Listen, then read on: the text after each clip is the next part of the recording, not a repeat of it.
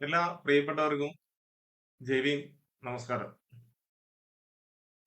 ഇന്ന് ഈ ലൈവ് ഈ രീതിയിൽ ചിത്രീകരിച്ച് നമ്മൾ കേരള ജനസമൂഹത്തിന്റെ അല്ലെങ്കിൽ ഇവിടുത്തെ ഭരണവർഗത്തിന്റെ പ്രത്യേകിച്ച് ദലിത് സമൂഹമായിട്ട് ബന്ധപ്പെട്ട് ഒരു 3 മാസത്തോളമായിട്ട് സജീവ ചർച്ചയിലുള്ള ഒരു വിഷയമാണ് നിതിൻ രാജും ആ വിദ്യാർത്ഥിയുമായിട്ട് ബന്ധപ്പെട്ട് നടക്കുന്ന കേസും അതുപോലെ ദലിത് സമൂഹത്തിനുള്ളിലെ സാമുദായിക രാഷ്ട്രീയ നേതാക്കളും ഒക്കെ തന്നെ ഒരുവിധം ചൂണ്ട് വിരലിൽ നിന്ന ഒരു സമയമാണ് കഴിഞ്ഞു പോയത്. അതിന്റെ ഒരു പര്യവസാനം എന്നുള്ള ഒരു നിലയിൽ ഇന്ന് നമ്മൾ വാർത്തകളെല്ലാം കണ്ടു കാണും. റാമിനെ അറസ്റ്റ് ചെയ്തു എന്നുള്ള ഒരു വാർത്ത നമ്മൾ കാണുകയും ചെയ്തു. അപ്പൊ ഈ ഒരു വിഷയത്തിൽ നമുക്കൊപ്പം ഈ ലൈവ് കണ്ടുകൊണ്ടിരിക്കുന്ന പ്രിയപ്പെട്ടവർക്കൊപ്പം അതുപോലെ എനിക്കൊപ്പം സോഷ്യൽ മീഡിയകളിൽ ദിനം പ്രതി അല്ലെങ്കിൽ ദിവസേന സാമൂഹിക രാഷ്ട്രീയ ചിന്തകൾക്കപ്പുറം വളരെ ദീർഘവീക്ഷണത്തോടെ എഴുതുകയും ആ എഴുതുന്ന ഓരോ വിവരങ്ങൾക്ക് അടിസ്ഥാനമായിട്ട് അഭിപ്രായങ്ങളും ഭിന്നാഭിപ്രായങ്ങളൊക്കെ തന്നെ വരുന്നുണ്ട്. അതിൽ ഒരു വ്യക്തിയാണ് നമ്മുടെ റജി ശങ്കർ ബോധി. നമുക്കൊപ്പം ഇന്ന് ഈ ഒരു ചർച്ചയായിട്ട് ബന്ധപ്പെട്ട് നിലവിലെ ഈ നിതിൻ രാജ് വിഷയവുമായിട്ട് ബന്ധപ്പെട്ട് നമുക്കൊപ്പം അഭിപ്രായങ്ങളും അതുപോലെ തന്നെ ചെറിയ രീതിയിൽ നിങ്ങൾക്ക് ഒപ്പം തന്നെ ചർച്ചയിൽ ഏർപ്പെടുക എന്നുള്ളതാണ് ഈ ഒരു വീഡിയോ കൊണ്ട് നമ്മൾ ഉദ്ദേശിക്കുന്നത്. അപ്പോ ഇന്ന് 3 മാസത്തോളം പോലീസിനെ വെട്ടിച്ച് ഒളിവിൽ കഴിഞ്ഞ പിടിയിലായ കോടതിയിൽ കീഴടങ്ങാൻ വരുന്നതിനിടെ ക്രൈംബ്രാഞ്ച് സംഘം ആഴ്ചകളോളം ആന്ധ്രാപ്രദേശിൽ അലഞ്ഞിട്ടും റാമിനെ പിടിക്കാൻ സാധിച്ചിട്ടില്ല എന്നുള്ളത് ആ ഒരു നിലയിൽ നിന്നാണ് ഇന്ന് അറസ്റ്റ് ചെയ്തതെന്നാണ് വാർത്തകളെല്ലാം സൂചിപ്പിക്കുന്നത്. പക്ഷെ ഇതിന്റെ സത്യാവസ്ഥ എന്തു തന്നെയായാലും ദലിത് സമൂഹത്തിന് കൃത്യമായിട്ട് ബോധ്യമുണ്ട്.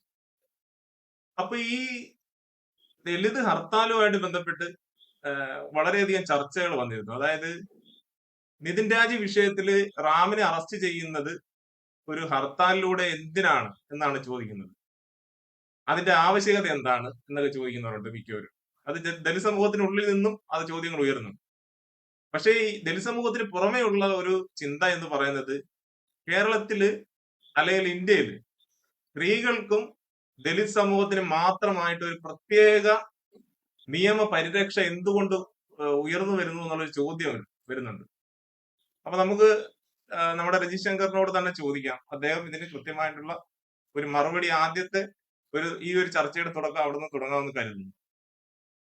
സാർ ഒന്ന് ആലോചിച്ച് നോക്കി. അതായത് ദലിത് സമൂഹത്തിനും സ്ത്രീ സമൂഹത്തിനും കൃത്യമായിട്ടുള്ള നിയമപരിരക്ഷ വരുമ്പോൾ എന്തുകൊണ്ടാണ് ചിലർ ഭയപ്പെടുന്നത് എന്നുള്ളതെന്ന് കൃത്യമായിട്ട് പറയാൻ സാധിക്കും. ഇത് വളരെ ചരിത്രപരമായിട്ടുള്ള ഒരു പശ്ചാത്തലമാണ് ഇതിന്റെ പിന്നിലുള്ളത്. നമുക്കറിയാം, പോയ നൂറ്റാണ്ടുകൾ ദലിതരെ പരിഗണിച്ചിട്ടുള്ളത് എങ്ങനെയാണെന്നുള്ളൊരു വിഷയത്തിൽ അടിസ്ഥാനപ്പെടുത്തിയാണ് ഇത്തരത്തിലൊരു പരിഭ്രാന്തി, ഇത്തരം ചോദ്യങ്ങൾ അല്ലെങ്കിൽ ഇത്തരം ആശയങ്ങൾ മുന്നോട്ട് വരുമ്പോൾ ഉണ്ടാകുന്നത്. ഇന്ത്യൻ ഭരണഘടന നിലവിൽ വന്നതിന് ശേഷം ഈ സമൂഹത്തിൽ തുല്യതയുള്ള മനുഷ്യരായിട്ട് മാറുന്നതിന് വേണ്ടിയുള്ള ശ്രമം ആരംഭിച്ചപ്പോൾ മുതൽ ഉള്ളൊരു ആശങ്കയാണ് ഈ സവർണ സമൂഹങ്ങൾക്ക് അതുപോലെ തന്നെ മറ്റ് ചില ആളുകൾക്കും ഇത്തരം വിഷയങ്ങൾ ഉണ്ടായിട്ടുള്ളത്. ഇതിന് കൃത്യമായ ചരിത്രത്തിന്റെ തുടർച്ചയെ കൊണ്ടുപോകാൻ അവർക്ക് സാധിക്കുന്നില്ല എന്നുള്ളതാണ് ഇതിന്റെ ഒരു കാരണം എന്ന് പറയുന്നത്. സ്ത്രീകൾക്കും ദലിതർക്കും പ്രത്യേക നിയമം കൊണ്ടുവരുന്നത് എന്തുകൊണ്ടാണ്? ഇവർ നൂറ്റാണ്ടുകളായി വളരെയധികം പിന്നാക്കം നിൽക്കുന്ന ആളുകളായതുകൊണ്ടാണ് ഇവിടെ കൊണ്ടുവരേണ്ടി വരുന്നത്. റിസർവേഷൻ എങ്ങനെയാണ് ഇവിടെ ഇന്ത്യയിൽ നടപ്പാക്കാനായിട്ട് ആലോചിച്ചത് എന്ന ഒരു പശ്ചാത്തലം തന്നെയാണ് ഇതിന്റെ പിന്നിലുള്ളത്.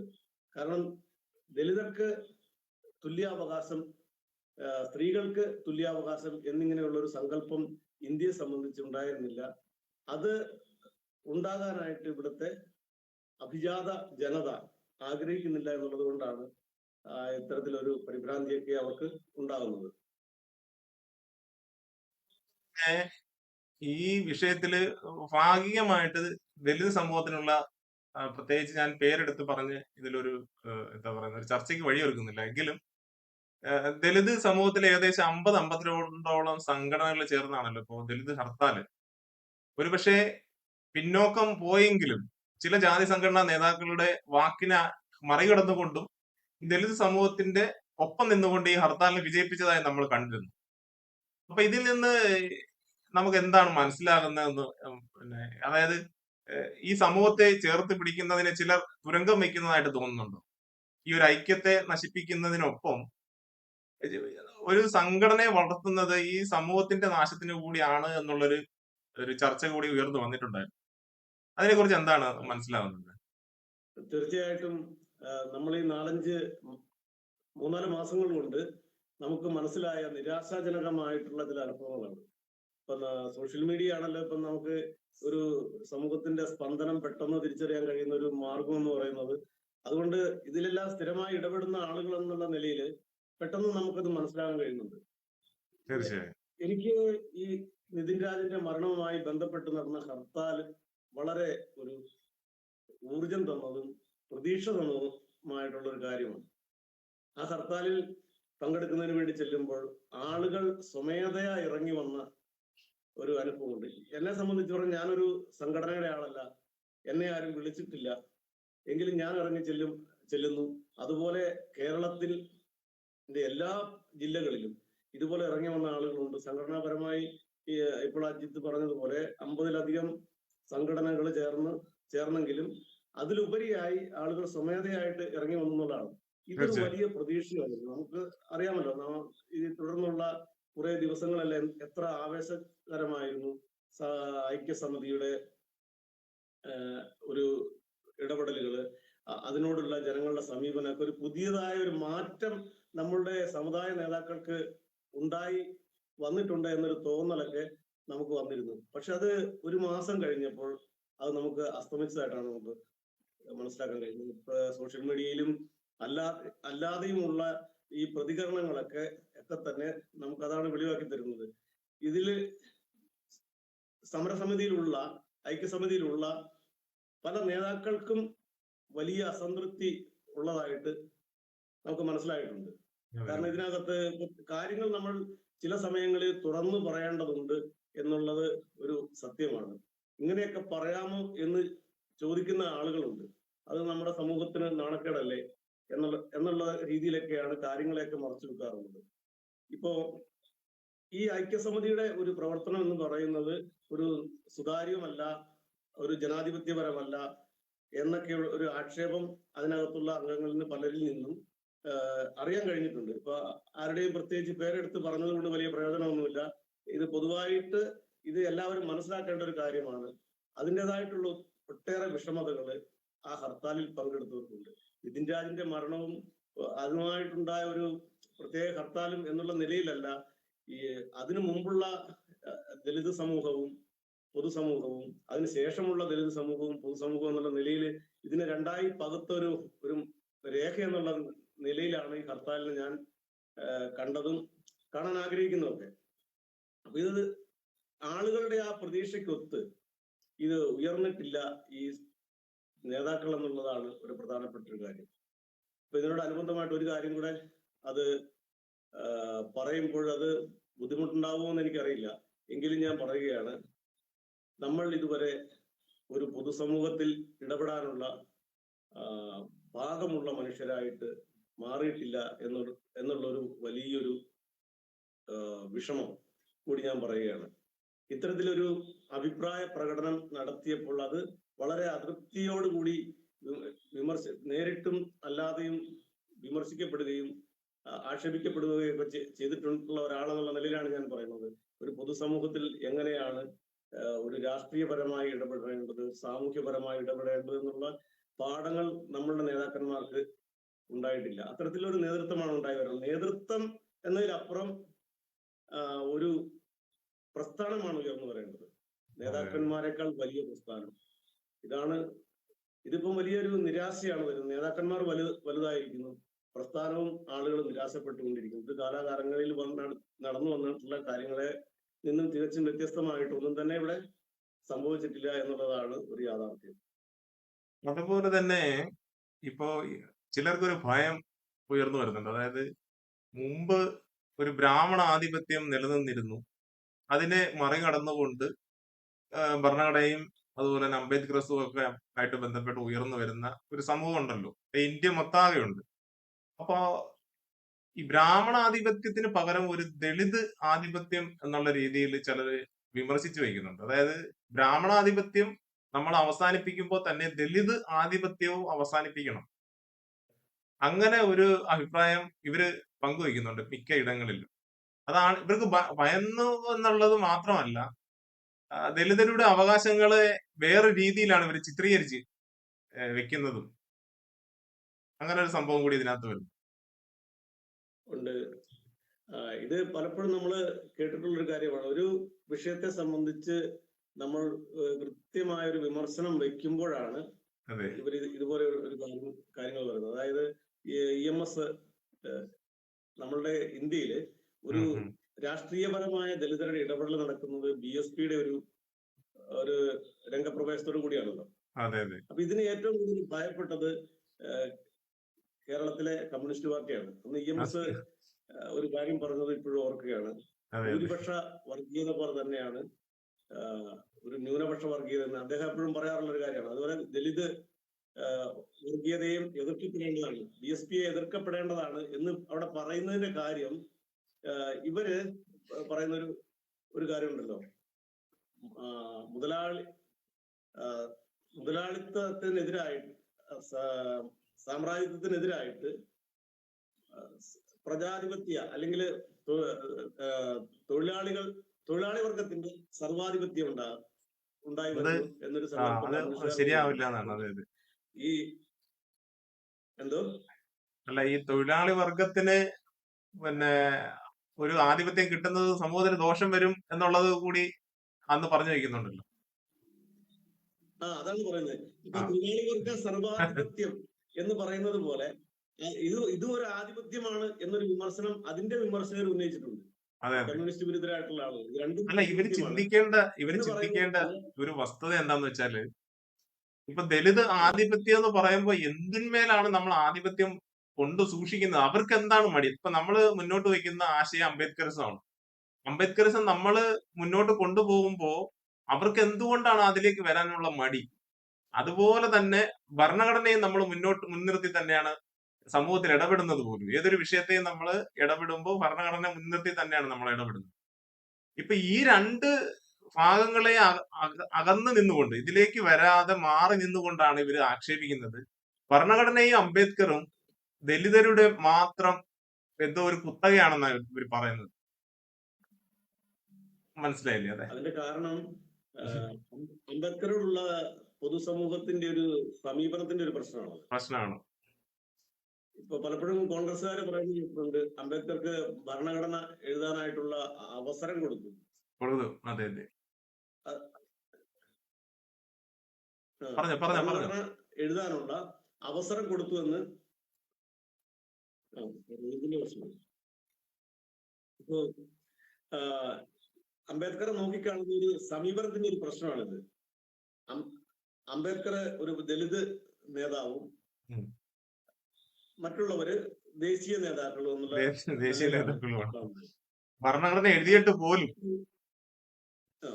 ഭരണഘടന എഴുതാൻ അദ്ദേഹത്തിന് അവസരം കിട്ടുകയാണ് ചെയ്തത്. വിഷമിച്ചിങ്ങനെ ഇരിക്കുമ്പോൾ അവരുടെ ഒരു അവതാരത്തിൽ കിട്ടുകയാണ് ചെയ്തത്.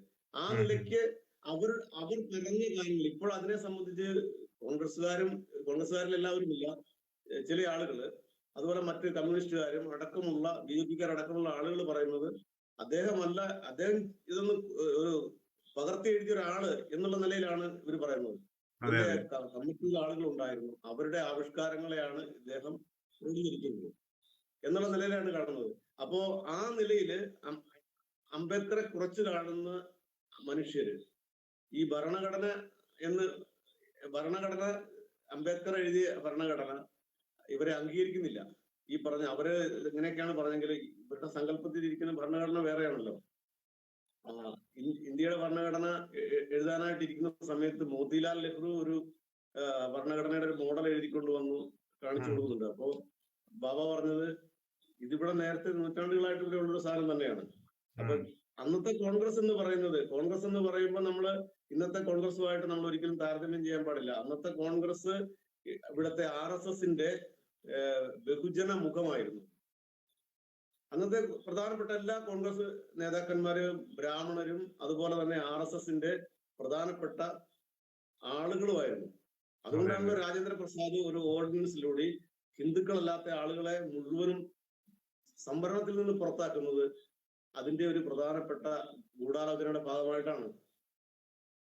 അപ്പൊ അത് ഭരണഘടന ഒരു ബാധ്യത എന്ന് പറയുന്നത് ഇപ്പം ശരിക്കും ദലിതർക്കും ജനാധിപത്യത്തിൽ വിശ്വസിക്കുന്ന ഇതര മനുഷ്യർക്കും മാത്രമുള്ള ഒരു കാര്യമായിട്ട് മാറിയിട്ടുണ്ട്. ബഹുഭൂരിപക്ഷം വരുന്ന ആ, ഇന്ത്യയിലെ തദ്ദേശീയ ജനതയ്ക്കും ജനാധിപത്യ വിശ്വാസികളുടെയും മാത്രം ഒരു ബാധ്യതയാണ്. അതിൽ അതെ അതെ അക്കാര്യത്തിൽ തർക്കമില്ല. അതെ അതെ അതുപോലെ അതിന്റെ ഒരു നേര് ഉദാഹരണമാണ് കൃത്യമായിട്ടുള്ള ആ, ഒരു ശിക്ഷാ നടപടി, അല്ലെന്നുണ്ടെങ്കിൽ ഭരണഘടനയിൽ അധിഷ്ഠിതമായിട്ടുള്ള ഒരു കുറ്റം എന്നുള്ള രീതിയിൽ ഇവർക്ക് ആർക്കും ചിന്തിക്കാൻ പോലും പറ്റത്തില്ല. ഭരണഘടനയിൽ എഴുതിയ രീതിയിലുള്ള ഒരു കുറ്റങ്ങളും ഇവർക്ക് കുറ്റമായിട്ട് തോന്നാറേ ഇല്ല. അതിന് ഉദാഹരണമാണ് ഇപ്പൊ ശബരിമലയിൽ നടന്നിട്ടുള്ള വിഷയങ്ങൾ എടുത്താലും, അതുപോലെ അയോധ്യയിൽ ഈ പറയുന്ന അയോധ്യ എന്ന് പറയുന്നത് പോലെ തെറ്റാണെന്ന് തോന്നുന്നു. ഇപ്പൊ രാമക്ഷേത്രവുമായിട്ട് ബന്ധപ്പെട്ട് ഉം. അവിടെ നടക്കുന്ന കൊള്ള എടുത്താലും ഇവർക്കൊന്നും ഇതൊരു കുറ്റമായിട്ട് തോന്നാറേ ഇല്ല. കാരണം ഇതിന്റെ അർത്ഥം ഭരണഘടനയിൽ ഇവര് വിശ്വസിക്കുകയോ അല്ലെങ്കിൽ അതുമായിട്ട് ബന്ധപ്പെട്ട് ഫോളോ അപ്പോ ഒന്നുമില്ല. അവരിപ്പോഴും ശിക്ഷ എന്ന് പറയുന്നത് ഇന്നും ആ മനുസ്മൃതിയിൽ അധിഷ്ഠിതമായിട്ടുള്ള ജീവിത രീതി തന്നെയാണ്. അല്ലെന്നുണ്ടെങ്കിൽ ഒരു ചെരുപ്പ് അല്ലെങ്കിൽ ഒരു ഷൂ ധരിച്ചതിന്റെ പേരിൽ IM വിജയനെ ഇത്രമാത്രം ക്രൂശിക്കാനും, അയോധ്യയിൽ നടന്നിട്ടുള്ള കൊള്ളയും ശബരിമലയിൽ നടന്നിട്ടുള്ള കൊള്ളയൊന്നും അവർക്കൊരു കുറ്റമായിട്ട് തോന്നാറേ ഇല്ല. അപ്പൊ ഇതൊക്കെ എന്തുകൊണ്ടാണ് ജനം അത് ചിന്തിക്കുന്നുണ്ടോ, അല്ലെങ്കിൽ അതിനെക്കുറിച്ച് എന്താണ് പറയാനുള്ളത്? ഏത് രീതിയിലായിരിക്കും ജനം അത് കാണുന്നത്? ഇത് ഇതിനെ സംബന്ധിച്ച് പറഞ്ഞു കഴിഞ്ഞാൽ നിലവിളക്ക് എന്ന് പറയുന്ന ഒരു വെളിച്ച സ്രോതസ്, അതിനോടുള്ള ആൾക്കാരുടെ സമീപനം, ഇത് രണ്ടുമൂന്ന് കാര്യങ്ങളുണ്ട് ഇതിനകത്ത്. ഒരു കാലഘട്ടത്തില് അത്യാവശ്യം ജീവിക്കാൻ സൗകര്യമുള്ള ആളുകളുടെ വീട്ടില് വെളിച്ചത്തിനായി ഉപയോഗിച്ചാണ് നിലവിളക്ക് എന്ന് പറയുന്നത്. ഈ നിലവിളക്ക് ക്ഷേത്രത്തിലും അതുപോലെ തന്നെ പൂജാമുറിയിലും ഒക്കെ ആയിട്ട് ഉപയോഗിച്ചിട്ടുണ്ട്.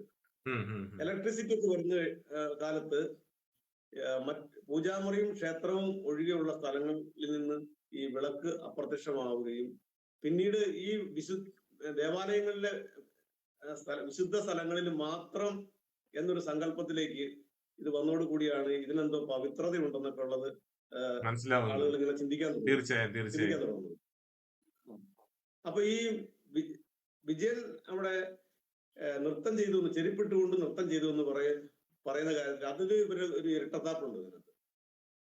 അത് വിജയൻ അവിടെ ചെരുപ്പിട്ട് വിളക്കിന്റെ അടുത്ത് നൃത്തം ചെയ്തത് കൊണ്ടല്ല, അത് ദലിതരെ ഒന്ന് തരം താഴ്ത്തുന്നതിന് വേണ്ടി ഒരു അവസരമായിട്ട് ഉപയോഗിച്ചു എന്നാണ് ഞാൻ മനസ്സിലാക്കുന്നത്. കാരണം നിങ്ങൾ എവിടെ വേണമെങ്കിലും ഒരു ഉദ്ഘാടനത്തിന്റെ ചടങ്ങോ വിളക്ക് കൊളുത്തിക്കൊണ്ടുള്ള എന്തെങ്കിലും ഒരു ചടങ്ങ് നടക്കുന്നിടത്ത് ആരെങ്കിലും സ്റ്റേജിൽ ചെരുപ്പ് ഊരിയിട്ട് വളരെ പരമപവിത്രമായിട്ട് അതിനെ നോക്കിക്കൊണ്ട് നിൽക്കുന്നത് ആരെങ്കിലും കണ്ടിട്ടുണ്ടോ? ഇല്ല. ഞാൻ ഈ സംഭവം ഉണ്ടായതിനു ശേഷം ഞാൻ ഒട്ടേറെ ചടങ്ങുകൾ നടക്കുന്നതിന്റെ വീഡിയോ ഞാൻ എടുത്തിട്ടുണ്ട്. ആരും ചെരുപ്പൂരിട്ടല്ല വിളക്ക് കൊളുത്തുന്നതും അതിന്റെ അടുത്തോട് നടക്കുന്നതും ബാക്കി കാര്യങ്ങളൊക്കെ ചെയ്യുന്നതും.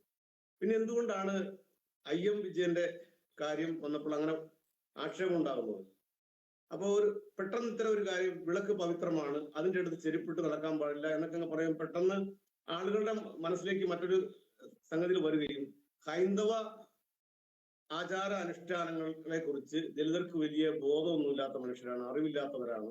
അപ്പൊ അതുകൊണ്ട് ഇവർ വിഡ്ഢിത്തങ്ങൾ കാണിക്കുന്നവരാണ്, ഇവർക്ക് തീരെ അറിവില്ല എന്നുള്ള നിലയിലൊക്കെ ആക്ഷേപിക്കുന്നതിന് വേണ്ടിയിട്ട് ഒരു അവസരമായിട്ട് മൊത്തത്തിൽ ഉപയോഗിച്ച് ഇപ്പം സോഷ്യൽ മീഡിയ വഴിയാണ് പൊളിറ്റിക്കലായിട്ടും ഒക്കെ വളരെ ശക്തമായിട്ട് സംസാരിക്കുകയും ഇടപെടുകയും ചെയ്യുന്ന ദലിതർ ഉള്ളപ്പോൾ ഇവരുടെ വാദവിവാദങ്ങളെയൊക്കെ ഖണ്ഡിക്കാനായിട്ട് തക്ക ശേഷിയുള്ള ആളുകൾ നമുക്കിടയിൽ ഉള്ളത് കൊണ്ടും ഇവർക്ക് നമ്മളെ ഇകഴ്ത്തുന്നതിന് വേണ്ടിയിട്ട് ഒരു അവസരം വിനിയോഗിച്ചു എന്ന് മാത്രമേ ഉള്ളൂ. അല്ലാതെ അവിടെ ഈ വിളക്കുമായിട്ട് ബന്ധപ്പെട്ട അത്തരത്തിലുള്ള ഒരു സംഗതികളും നിലവിലില്ല. വിളക്കിന് ഒരു ഉദ്ദേശം, പാട്ടവിളക്കിനും നിലവിളക്കിനും ഒരൊറ്റ ഉദ്ദേശം മാത്രമേ ഉള്ളൂ, വെളിച്ചം എന്നുള്ള ഒരൊറ്റ ഉദ്ദേശം. അതെ അതെ. അപ്പോ അതിന് അടുത്ത ഒരു ചോദ്യം വരുന്നത് പറഞ്ഞു കഴിഞ്ഞാല്, നമ്മളിപ്പോ ഉം. ഈ നിതിൻ രാജ് വിഷയമായിട്ട് ബന്ധപ്പെട്ടിട്ടുള്ള നിലവിലെ കാര്യങ്ങളും കേരളത്തിന്റെ സാമൂഹിക അന്തരീക്ഷവും നമ്മൾ പറഞ്ഞു കഴിഞ്ഞു. അപ്പൊ ഇതിന്റെ ഒരു അന്തരീക്ഷത്തിൽ തന്നെയാണ് ഇപ്പൊ റാമിനെ അറസ്റ്റ് ചെയ്തിരിക്കുന്നത്. ഇപ്പൊ ഈ റാം എന്ന് പറയുന്ന ഈ വ്യക്തിക്ക് ഇത്രമാത്രം ആരാധക വൃന്ദം ഉണ്ടെന്നുള്ളത് ഞാൻ ഇന്ന് ഈ അറസ്റ്റുമായിട്ട് ബന്ധപ്പെട്ട് ചില അഭിപ്രായങ്ങൾ ഇപ്പൊ ഓരോ പോസ്റ്റിന്റെ താഴെ വരുന്ന അഭിപ്രായങ്ങൾ കാണുമ്പോഴാണ് മനസ്സിലാവുന്നത്. റാമിന് ഇത്രയും ആരാധകർ എങ്ങനെ വന്നു എന്നുള്ളത് മനസ്സിലാവുന്നില്ല. അപ്പൊ ഇനിയുള്ള ഈ കേസുമായിട്ട് ബന്ധപ്പെട്ട് മുന്നോട്ട് പോകുമ്പോൾ കേരളത്തിന്റെ ഒരു പൊതു സമൂഹം ഒരു പക്ഷേ ആർക്കൊപ്പമായിരിക്കും? അങ്ങനെ ഒരു ചിന്ത അത് വരാതെ അത് റാമിന്റെ ഒപ്പമായിരിക്കും തീർച്ചയായിട്ടും. തീർച്ചയായിട്ടും. അപ്പൊ ഈ കാരണം പറയാമോ? പറഞ്ഞോ. അതായത് ഈ കുറ്റം ചെയ്യുന്നത് ആര് എന്നുള്ളത് വളരെ പ്രസക്തമായ ഒരു കാര്യമാണ് ഇന്ത്യയിൽ. കുറ്റം ചെയ്യുന്നതാണ് കുറ്റവാളി എന്നുള്ളത്, അത് ഡെമോക്രസിയൊക്കെ വളരെ ഈക്വാലിറ്റിയൊക്കെ നിലനിൽക്കുന്ന ഒരു സൊസൈറ്റിയിലുള്ള ഒരു കാര്യമാണ്. എന്നാൽ ഇന്ത്യയെ സംബന്ധിച്ച് വളരെ വിചിത്രമാണ് കാര്യങ്ങളൊക്കെ. ബാബാ സാഹേബ് ഒരു കാര്യം പറഞ്ഞിട്ടുണ്ട്. അക്കാലത്ത് നടന്നൊരു സംഭവമുണ്ട്, കോടതി വ്യവഹാരവുമായിട്ട് ബന്ധപ്പെട്ടുള്ള ഒരു കാര്യമാണ്. ഒരു ബ്രാഹ്മണന്റെ ഒരു പശുവിനെ മോഷ്ടിച്ചെന്ന് പറഞ്ഞ് ഒരു ദളിതന്റെ പേരിൽ കേസ് കൊടുത്തു. പോലീസ് അന്വേഷിച്ചിട്ട് അദ്ദേഹം അത് ചെയ്തിട്ടില്ല, കുറ്റവാളിയല്ല, നിരപരാധിയാണെന്ന് കണ്ടെത്തുകയും വെറുതെ വിടുകയും ചെയ്തു. പക്ഷെ അദ്ദേഹം വളരെ ഒരു അഭിമാനമുള്ള ഒരു മനുഷ്യനായിരുന്നതുകൊണ്ട് അത് വെറുതെ വിടില്ല. അദ്ദേഹം അത് കോടതിയിൽ പോയി ചോദ്യം ചെയ്തു. അഭിമാനം വ്രണപ്പെട്ട മനുഷ്യനല്ലേ അദ്ദേഹം, സാധാരണ അത്യാവശ്യം വിദ്യാഭ്യാസമുള്ള ഒരു മനുഷ്യനാണ്. അപ്പം മാനനഷ്ട കേസ് കൊടുത്തു. അപ്പൊ അതാണ് ഒരു വിചിത്രമായ ഒരു വിധിയാണ് കോടതിയിൽ നിന്ന് വന്നത്. ഇന്ത്യക്കാരനായ ജഡ്ജി ഈ കേസിൽ വിധിച്ചത് ദളിതന് ആത്മാഭിമാനം എന്ന് പറഞ്ഞൊരു സാധനം ഇല്ലാത്തത് കൊണ്ട് അയാൾക്ക് മാനനഷ്ട കേസ് കൊടുക്കാനുള്ള അവകാശമില്ല എന്നാണ് വിധിച്ചത്. നോക്കണം, എത്ര വിചിത്രമായ ഒരു വിധിയാണ്. ഈ ബ്രാഹ്മണനും ഈ ദളിതനും ഇന്ത്യയിലെ പൗരന്മാരാണ് എന്ന ബോധം അവർക്കില്ല. ഉടനെ തന്നെ ഇദ്ദേഹം മേൽക്കോടതിയിലേക്ക് കൊടുക്കുകയാണ്. അവിടെ ഉണ്ടായിരുന്നത് ഒരു വെള്ളക്കാരനായിട്ടുള്ള ജഡ്ജിയാണ്. അദ്ദേഹം കൃത്യമായ രീതിയിൽ ആ കേസ് പഠിക്കുകയും കേസ് കൊടുത്ത ദളിതനായ ആളുടെ അനുകൂലമായിട്ട് അത് കേസ് വിധിക്കുകയും ചെയ്തു. അപ്പൊ അത്രയ്ക്ക് വിചിത്രമാണ് ഇന്ത്യ എന്ന് പറയുന്നത്. ഇപ്പൊ റാമിന്റെ കാര്യം എന്ന് പറയുമ്പോൾ, റാം കാഴ്ചയിൽ തന്നെ വളരെ അഭിജാതനും സുന്ദരനും ആയിട്ടുള്ള മനുഷ്യൻ, അദ്ദേഹം ഉയർന്ന ജാതിയിൽപ്പെട്ട മനുഷ്യൻ, അദ്ദേഹം വലിയൊരു കോളേജിലെ ഒരു ഡിപ്പാർട്ട്മെന്റ് HOD, അങ്ങനെയൊക്കെ വലിയ നിലയിലുള്ള ആളാണ്. അപ്പൊ ഈ കുറ്റം ചെയ്യുന്നത്, അതിനുള്ള ശിക്ഷ നൽകുന്നത് ഒക്കെ അതിന് പ്രത്യേകതയുണ്ട് ഇന്ത്യയിൽ. ഇന്ത്യൻ പീനൽ കോഡ് എന്തെങ്കിലും ആകട്ടെ, അതൊരു സൈഡിലിരിക്കും. ആദ്യം പറഞ്ഞില്ലേ, ദളിതന് അഭിമാനം എന്ന് പറയുന്നൊരു സാധനമില്ല. അപ്പൊ അതുകൊണ്ട് അവന് നീതി അർഹിക്കുന്നില്ല. എന്നാൽ സാമൂഹ്യ നീതി എന്ന് പറയുന്നതിന് പരിധിക്കുള്ളിൽ അവൻ പ്രവേശിക്കുന്നില്ല. നിതിൻ രാജ് എന്ന് പറയുന്നത്, ആദ്യം തന്നെ പുറത്തു വന്ന നിതിൻ രാജിന്റെ വിഷയം ഉണ്ടായപ്പോൾ പുറത്തു വന്നത് അത് ഹിന്ദു തീയറുടെ ഒരു ഗ്രൂപ്പിൽ നിന്നാണ് പുറത്തു വരുന്നത്. നിതിൻ രാജ് ഹിന്ദു അല്ല എന്നാണ് അവർ പറഞ്ഞത് എടുത്തതായത്. കാരണം ചോദ്യങ്ങൾ ഉയരും. എന്തുകൊണ്ടൊരു ഹിന്ദുവിനെ കൊലപ്പെടുത്തിയിട്ട് ഇവിടെ എന്തുകൊണ്ടാണ് ഹിന്ദു സംഘടനകൾ അനങ്ങാതിരിക്കുന്ന ഒരു ചോദ്യം വരും എന്നിവർക്ക് അറിയാവുന്നതുകൊണ്ട് അവർ ആദ്യം പ്രഖ്യാപിച്ചത് നിതിൻ രാജ് ഹിന്ദു അല്ല, ക്രിപ്റ്റോ ക്രിസ്ത്യാനിയാണെന്നാണ് പറഞ്ഞത്. ക്രിപ്റ്റോ ക്രിസ്ത്യാനിയാണ്. പട്ടികജാതിക്കാർ വളരെ വ്യക്തമായിട്ട് പോസ്റ്റ്, പട്ടികജാതിക്കാരെ പറ്റിച്ച് സംവരണം വാങ്ങിക്കുന്ന ക്രിപ്റ്റോ ക്രിസ്ത്യാനി. ഇതുപോലെ തന്നെ റജിബ്രോ, അതായത് ഇതിപ്പോ ഒന്നാം പ്രതിയായിട്ട് റാമിനെ ലിസ്റ്റ് ചെയ്യുമ്പോൾ രണ്ടാം പ്രതി എന്ന് പറയുന്നതില്, അല്ലെങ്കിൽ മൂന്നാം പ്രതി, ഒന്ന് ഈ CPM-ആയിട്ട് ബന്ധമുള്ള ഒരു സ്ത്രീ കൂടി ഇതിൽ ഉണ്ടെന്ന് പറയുന്നുണ്ട്. അതുപോലെ തന്നെ 3-4 പ്രതികൾ ഇതിനകത്ത് ഇനി ഈ കുറ്റം FIR-ൽ ഉണ്ട് എന്നുള്ളത് നമുക്കറിയാം. പക്ഷെ ഇവരെ എങ്ങനെയാണ് കേരളം ചർച്ച ചെയ്യുന്നത്, അല്ലെങ്കിൽ അവരെ പറ്റി ഒരു വാർത്തകൾ പോലും പുറത്തു വരുന്നുള്ളതല്ല. നമുക്ക് അറിയാൻ കഴിയുന്നത്. അതായത് CPM ഇതിനകത്ത് കൃത്യമായിട്ട് ഇടുന്നുണ്ടോ എന്നുള്ളത് വ്യക്തമല്ലേ? അല്ല, CPM ഇപ്പോഴും സർക്കാർ അവരുടെ അല്ലെന്ന് മാത്രമല്ലേ ഉള്ളൂ. സാമൂഹ്യ ഭരണം എന്ന് പറയുന്നത് അവരുടെ കയ്യിലാണ്. വാർത്താവിനിമയങ്ങളൊക്കെ അവരുടെ കയ്യിലാണ്. കണ്ണൂര് തന്നെയാണ് നടന്നിരിക്കുന്നത്. അതെ. അപ്പൊ ഇനി ഇത് ഈ മുന്നോട്ടുള്ള ഈ അറസ്റ്റുമായിട്ട് ബന്ധപ്പെട്ട് ഇനി അടുത്ത ഓരോ ദിവസങ്ങളിൽ ഒരു പക്ഷേ നമ്മൾ എങ്ങനെയായിരിക്കും കേസിനെ നോക്കിക്കാണാൻ സാധിക്കുക? ഇതിൽ 2, 3, 4 പ്രതികളെ ഇനി അറസ്റ്റ് ചെയ്യാനുണ്ട്. ഒരുപക്ഷെ കേസ് അതിന്റെ യഥാർത്ഥ രീതിയിൽ മുന്നോട്ട് പോകുമ്പോൾ ഈ പ്രതികളെ ആരായാലും അറസ്റ്റ് ചെയ്യാതിരിക്കാൻ പറ്റില്ല. പക്ഷെ അവരുടെ പേരിൽ ചാർത്തി കൊടുക്കുന്നത് എന്തൊക്കെയായിരിക്കും എന്നുള്ളതിനെ കുറിച്ച് നമുക്ക് പറയാൻ പറ്റത്തില്ല. കാരണം ഈ ഇപ്പൊ കോൺഗ്രസിന്റെ ഭരണമായാലും കമ്മ്യൂണിസ്റ്റിന്റെ ഭരണമായാലും ജാതി എന്ന് പറയുന്നത് ഒരു കാലാതിവർത്തിയായിട്ടുള്ള ഒരു പരമാർത്ഥമാണ്. അത് എല്ലായിടത്തും അതിന്റെ ജോലി വളരെ കൃത്യമായിട്ട് ചെയ്യും. അതാണ് ഈ 1 മാസക്കാലം ഇവർ അന്വേഷിച്ചെന്ന് പറയുന്നുണ്ട്. അതേ സമയത്ത് ഈ പ്രതി ഒരു മുസ്ലിമോ ഒരു ദലിതനോ ആയിരുന്നെങ്കിലോ ഈ റാമിന്റെ സ്ഥാനത്ത് ദലിതായിരുന്നു എങ്കിൽ എന്നാ പിന്നെ പുറംലോകം കാണില്ല എന്നുള്ളത്. ഇല്ല, കാണില്ല. അത്രത്തോളം ഗുരുതരമായിട്ടുള്ള കുറ്റമായിരിക്കും അവൻ ചെയ്തിട്ടുണ്ടാവുക. അത് ഈ കേരളത്തിലെ ഓരോ രാഷ്ട്രീയ നേതൃത്വങ്ങളും ഒന്നടങ്കം അതിൽ ലയിക്കും എന്നുള്ളതും നമുക്ക് കൃത്യമായിട്ട് അറിയാം. നമ്മൾ ആ ഹർത്താൽ തന്നെ എടുത്തു നോക്കുക. ഹർത്താലിനോട് ഒരു സമീപനം ഉണ്ടല്ലോ, ഒരു നീതി നിഷേധത്തിനെതിരായിട്ട് നടന്ന ഒരു ഹർത്താലാണ് എന്ന് ആർക്കെങ്കിലും തോന്നിയിട്ടുണ്ടോ? അതിനകത്ത് ഒരു വ്യാജ ക്യാൻസർ രോഗിയെ ഇറക്കിക്കൊണ്ട് നടന്ന ആ വലിയ നാടകം കണ്ടില്ലായിരുന്നു. അപ്പൊ ഇനിയും തുടർന്നും വരാൻ പോകുന്നത്, നമ്മൾ കേൾക്കാൻ പോകുന്നത് ഈ പറഞ്ഞ പ്രതികളുടെ കഥകളായിരിക്കും കേൾക്കാൻ പോകുന്നത്. കഥകൾ ഇവര് മാധ്യമങ്ങൾ അതിനുവേണ്ടി നല്ല രീതിയിൽ ജോലി എടുക്കുക എന്നുള്ളത് ഉറപ്പാണ്.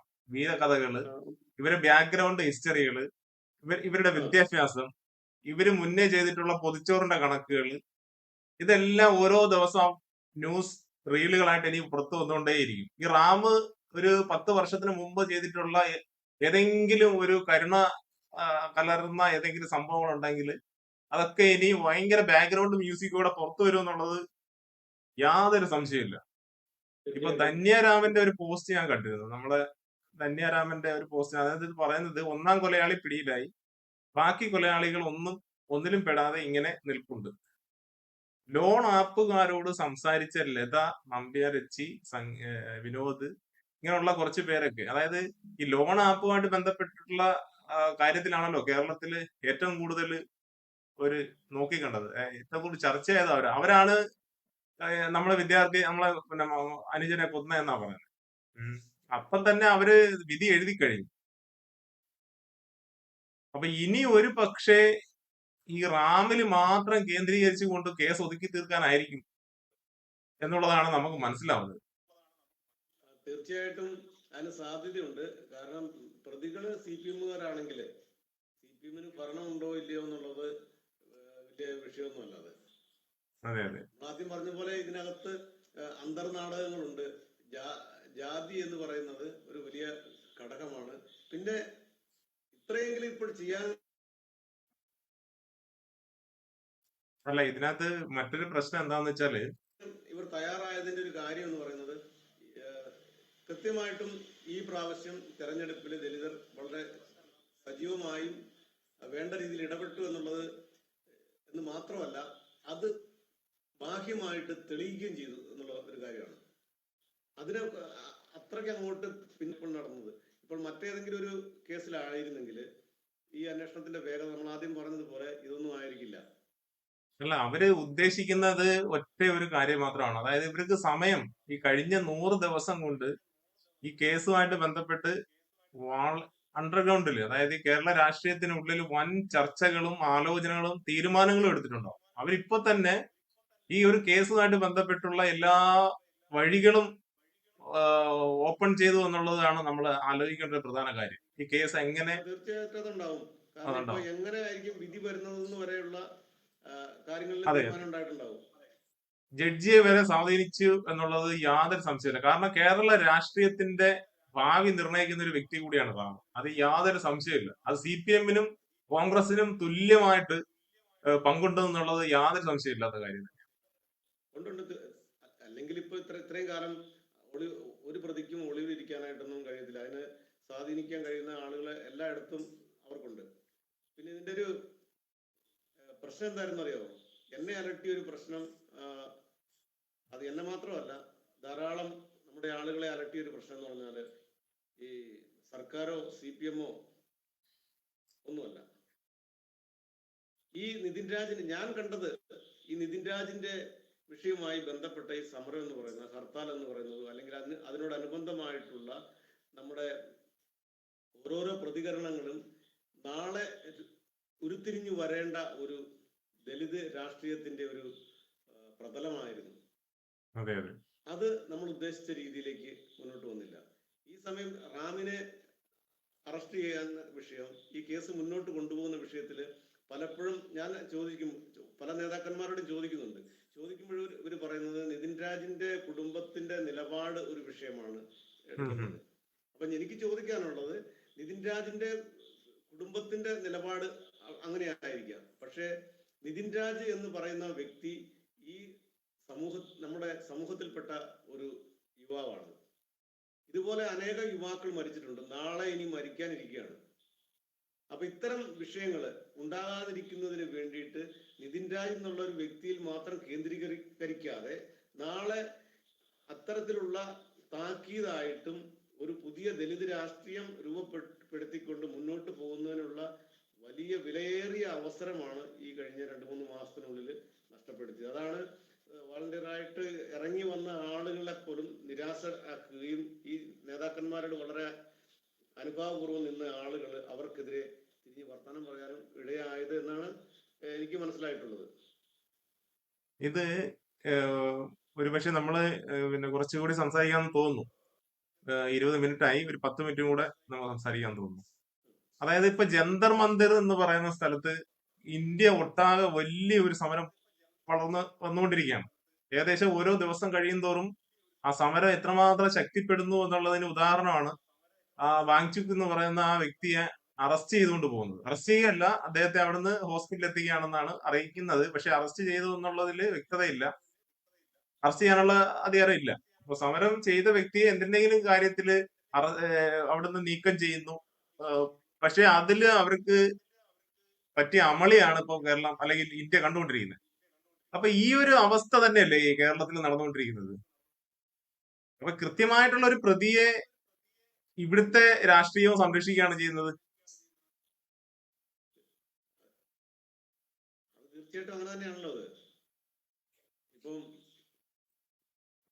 റാമിനെ അറസ്റ്റ് ചെയ്താലും അറസ്റ്റ് ചെയ്തില്ലെങ്കിലും സർക്കാരിന് വലിയ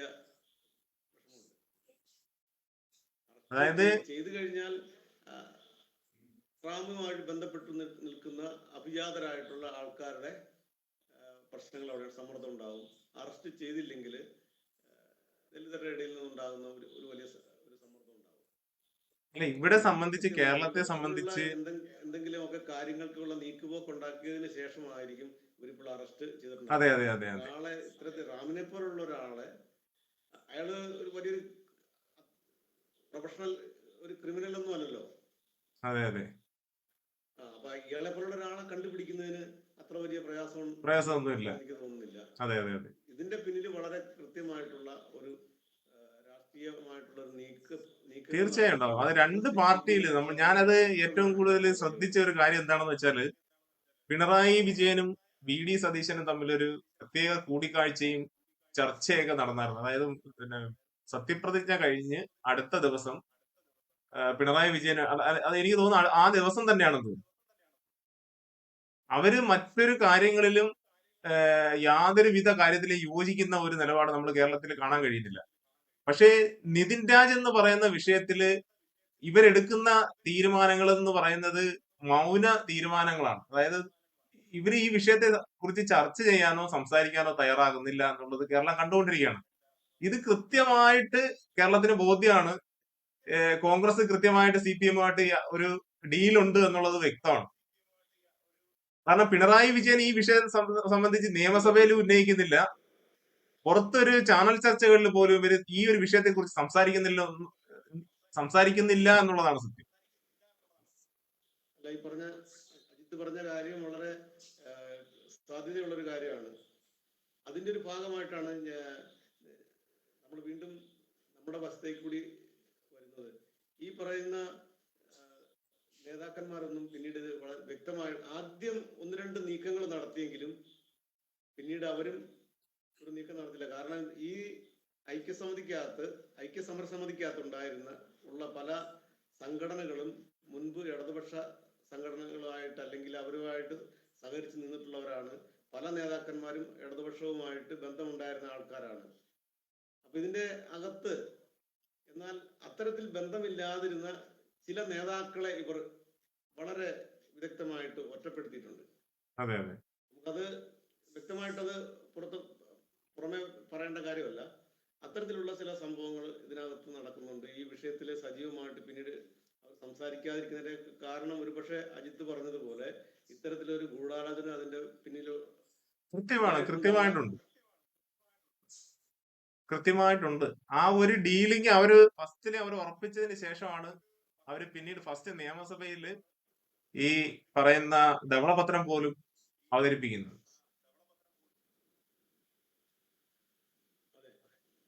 അപ്പോ ഏകദേശം നമ്മൾ ഈ ഒരു വിഷയത്തെ സംബന്ധിച്ച് സംസാരിച്ചെന്ന് തോന്നുന്നു.